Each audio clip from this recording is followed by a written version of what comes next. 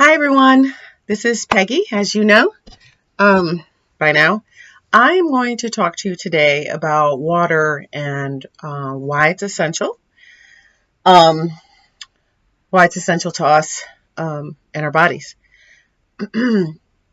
Have you ever had a full meal and still felt hungry? Have you been thirsty, grabbed a soda or coffee or whatever beverage and drank it and still felt thirsty? Have you ever gotten a headache for no good reason at all, and you're wondering, where did this come from? Well, there's a simple explanation that a lot of people don't attribute to the lack of water or dehydration. Um,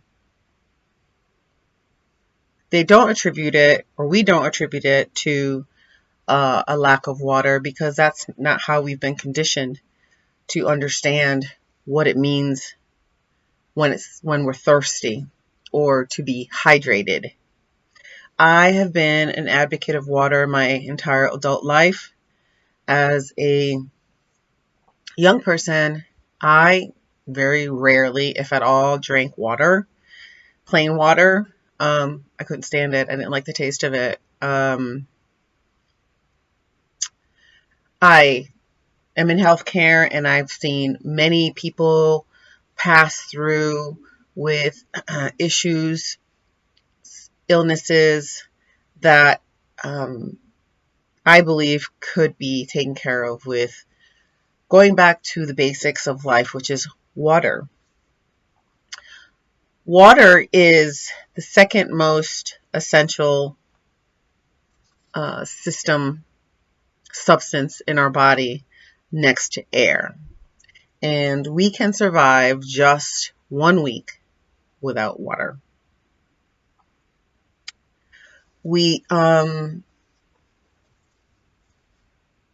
we are made up of, depending on what sources you look at, anywhere from 60 to 75% water. I thought it was in the 80s, but it's actually 60 to 75%. That's what our entire body is made up of.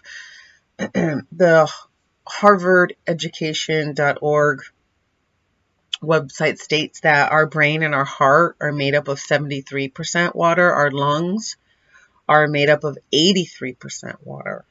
Our muscles and our kidneys are made up of 79% water. And our bones, all the bones in our body, are made up of 31% water. Let's talk about the problem. The problem is that, as I said earlier, we have been conditioned, we have been taught that thirst is our sole sign of dehydration, and that's just not true. There are many symptoms of dehydration that we don't even think about. According to Dr. Batmahani, in his book titled The Body's Many Cries of Water, there are unlimited signs and symptoms of dehydration, and thirst is a late sign of dehydration. We have been taught that, like I said, that when we're thirsty, that's when we should drink water. But actually, there are many, many issues surrounding dehydration, such as morning sickness in pregnant women. That is a sign of dehydration. Heartburn is a sign of dehydration. Asthma in our lungs, that is a sign of dehydration. Joint pain, such as arthritis, is also a sign of dehydration. But we are not taught this. It is not mainstream medicine to recognize and realize that these certain illnesses, and not all illnesses, but a lot of illnesses, are a result of certain parts of our body being dehydrated. The solution to this problem is learning from me and learning, self-educating yourself on how important water really is. Again, it's not something that's mainstream medicine that is taught. And it is what it is. It's not practiced for someone to be told, go home and drink this much water.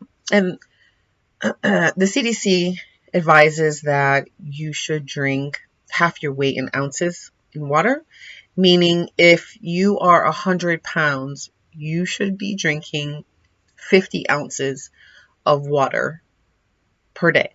Now, that doesn't include if you're drinking a sugary beverage or incorporating a lot of sugar in your diet. It doesn't include if you're having caffeine.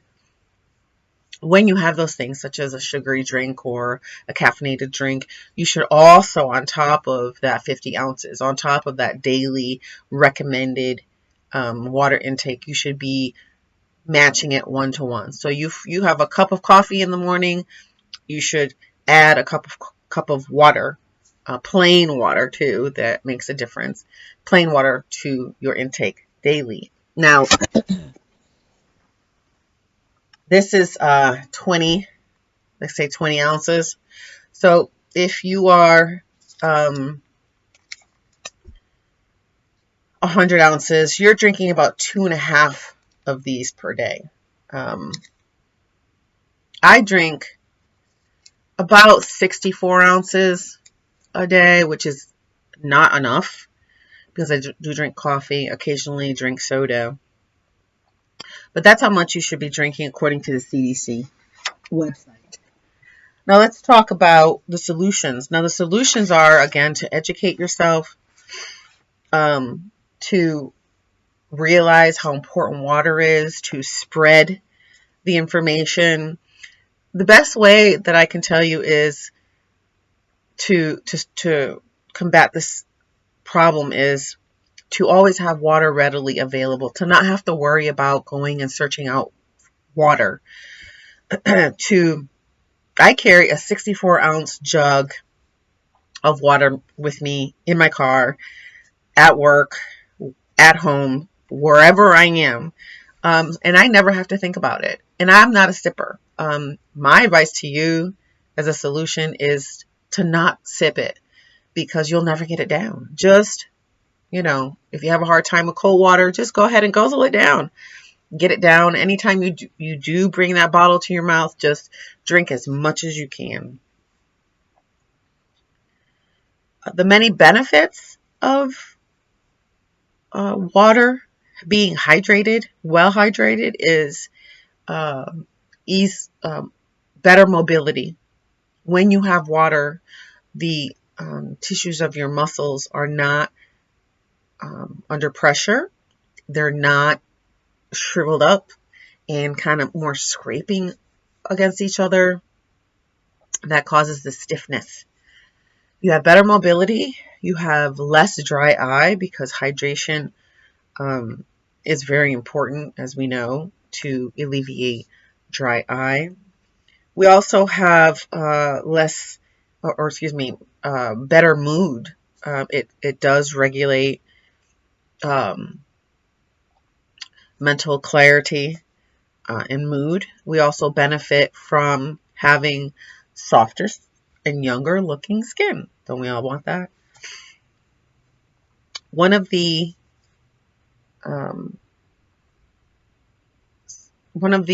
issues that we have with not having enough water or being dehydrated is our brain function. And there are many things that Dr. Bhatmadi says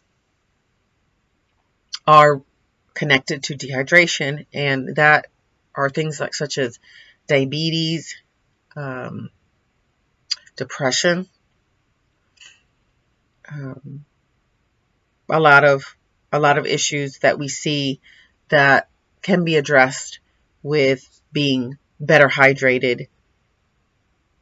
Dr. Bhatmadi writes about in his book, and he explains how, in relatively simple terms, how dehydration affects everything, even heartburn, asthma. So in ending, let me say that I call everyone into action to